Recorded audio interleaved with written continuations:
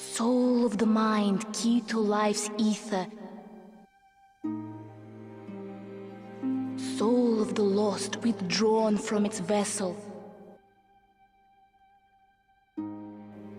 Let strength be granted so the world might be mended. So the world might be mended. From Software, a small video game studio in Japan, began work on a new IP in 2007. One that would be a spiritual successor to their Kingsfield series, and would be published by Sony Computer Entertainment exclusively for Japanese PS3 systems. Hidetaka Miyazaki, the new game's director, had previously directed a few titles in the Armored Core series, but it wasn't until Demon's Souls was released in 2009 that he and From Software began to garner a significant amount of the public's attention.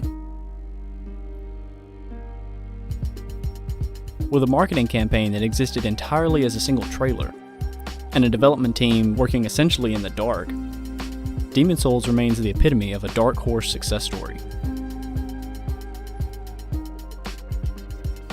In an interview with Edge Online, Takeshi Kaji, their producer at Sony Computer Entertainment, had this to say. From a marketing perspective, Demon's Souls is a project that never should have been initiated. This is not the kind of game that companies can generally afford to make without a perfect storm of good timing, skilled individuals, and management willingness to take a risk. At Sony, we try to deliver games that can touch the widest possible number of users, so there was a critical decision to be made. Do we ask From Software to make the game more accessible? Or do we let the team pursue the creative road it set for this project? Of course, we chose the latter, and mercifully, it was the right decision.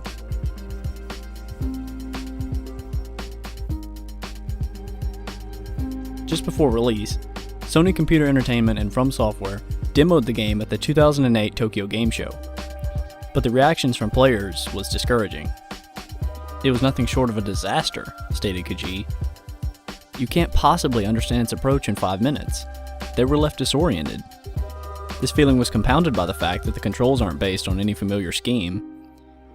Only a handful of players finished the demo. Some even put the controller down at the character creation screen, which was particularly disheartening. Released in Japan on February 5, 2009, the game only sold around 20 to 30,000 copies in its first week, and it was thought to have been a failure for From Software and the ambitious director Miyazaki. But just as the player character overcomes abysmal odds in order to survive, so too did this game. For players that purchased the game, the abnormal control scheme began to feel intrinsic, and the combat and weapon upgrade systems revealed themselves to be deep and polished. Even the game's quoted shallow plot was unveiled to be made up of lore filled with secrets. Few people that made the purchase upon release went on to regret it. On the contrary, they began to recommend it to others. During the time this cult following was developing amongst players, Sony Computer Entertainment was porting their Japanese exclusive to China and Korea in an attempt to make back some of their initial investment. Both the Chinese and Korean versions included English as one of the optional language choices. And since there's no region locking for PlayStation 3 systems, some players in North America, Europe, and Australia realized that they could import the Chinese or Korean version, change the menu language to English, and play the game to its entirety on their native console. For English speakers, the game was as difficult to acquire as it was to play, and Demon's Souls was some forbidden fruit from Japan, rumored to revolutionize what a JRPG was. In a sense, this idea wasn't far from the truth. As Miyazaki claims, we weren't built around cutscenes or scenario, as in so many action RPGs. Rather, our aim was to have the player feel rewarded simply by playing the game, not for completing a quest or finding a prize or winning loot, but simply by playing and experiencing the game.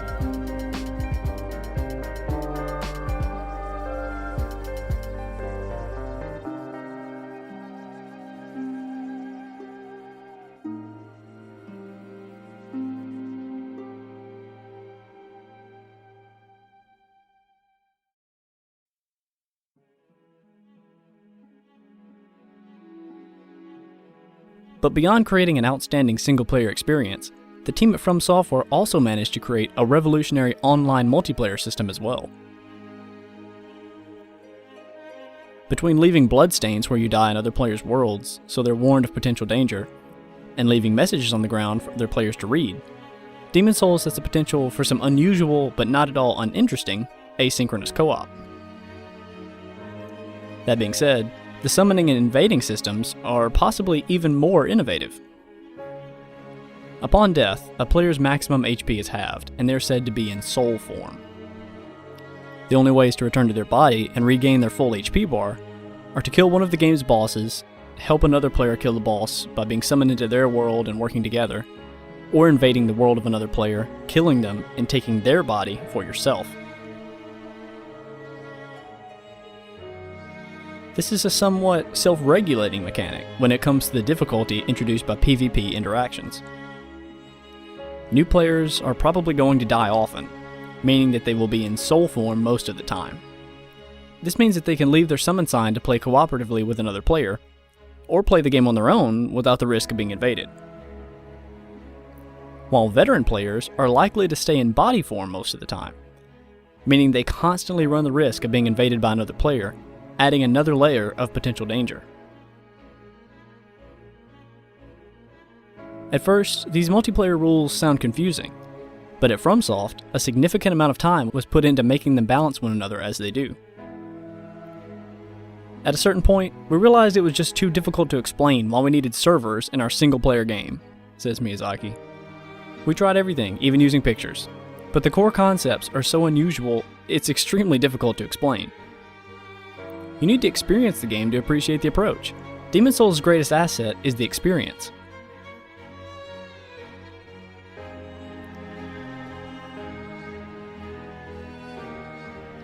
Seeing the game's overseas interest, From Software approached Sony Computer Entertainment's international division in regards to a potential for publishing Demon's Souls globally.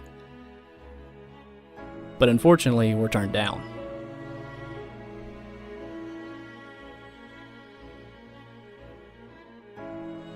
So instead, the company Atlas published Demon's Souls for North America on October 6, 2009.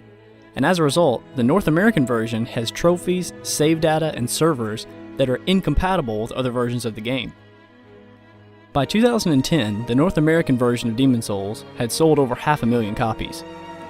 But it wasn't until June of the same year that Europe and Australia saw localized versions of the game published by Namco Bandai, the company who would later go on to publish Dark Souls and Dark Souls 2 for all regions.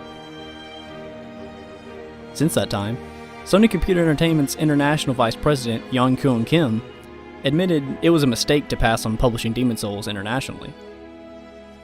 This dissatisfaction may be the reason why Sony Computer Entertainment funded Miyazaki's team to create a game that they could publish globally, the project that became Bloodborne. You see, the reason Demon's Souls became so widely popular wasn't based on an extensive marketing campaign, flashy mechanics, or an iconic main character.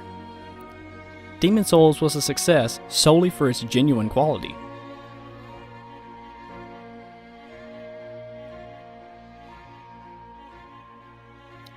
Demon's Souls dedicates all 4 shoulder buttons to performing attacks, as well as the triangle button, which makes the player two-hand their right-hand weapon, adding even more combat versatility. Think adventure game with the control depth of a fighting game. But this is manifested further by the dodge roll the series is known for. Of course it is used for evading attacks, but at the peak of the roll arc, there are a few frames of animation in which the player is completely invulnerable to most attacks. But do not mistake this as a glitch. These iframes were added intentionally. Combine that with parries, ripostes, backstabs, magic, weapon buffs, thrown weapons, and the masochistic difficulty level, and you have the recipe for an experience the likes of which shame other media. But as good as this game is, everything has its faults, and it would be disingenuous for me not to talk about those of Demon's Souls.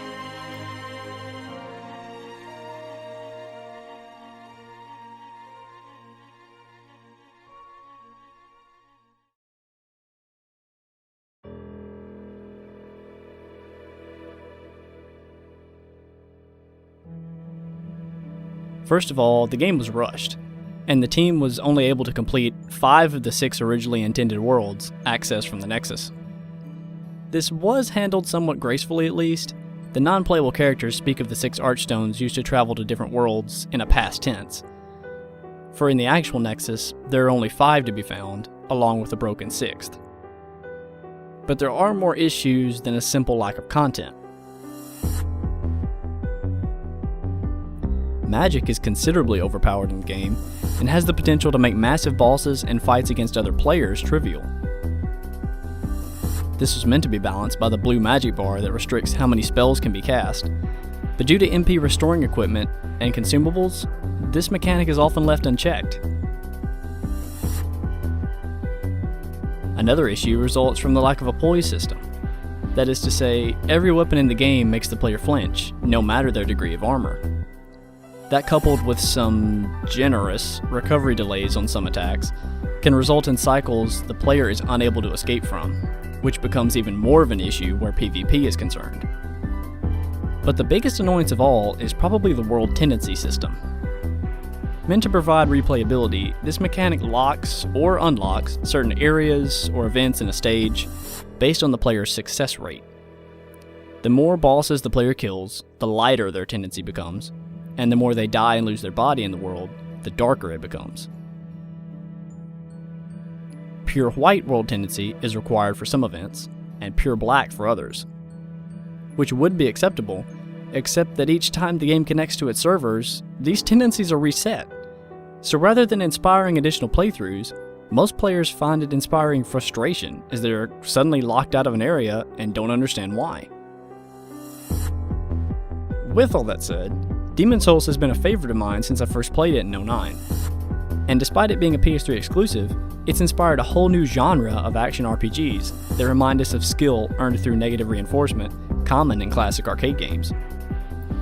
Take the game's tutorial, for example. There's a boss at the end that is significantly more powerful than the player. And in truth, the player is meant to die to this creature, as it ends the tutorial and sends the player to the Nexus, where the main game takes place. But with patience and practice, the Vanguard can be defeated, and then the player is granted access to an additional room filled with treasure. So although the game's tutorial is entirely skippable, even it holds rewards for the dedicated. If you've never played Demon's Souls, do yourself a favor and pick up a used copy or download it from the PSN. The Souls community would be happy to welcome you.